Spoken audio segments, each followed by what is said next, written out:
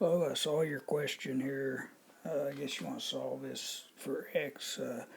And the first thing you got to do is identify they're similar. It looks like you did that part. I mean, these angles are measured the same. They're both 90. These two triangles, the small one and the big one, have this angle in common. So that's the same. Thus, the last one has to be the same. So the angles measure the same. So yeah, they're similar.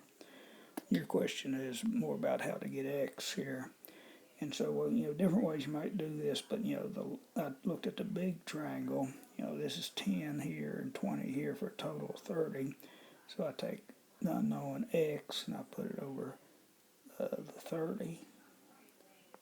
And I got this little guy here, and we want to do the same thing. There's x, you want corresponding side, which would be 15.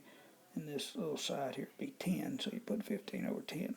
So you set that up. I think that was your question. Now you want to solve it, so I multiply both sides by 30. That'll just leave you with x over here. 10 will go into 33 times. 3 times 15 is 45. Is the answer. Hope this helps.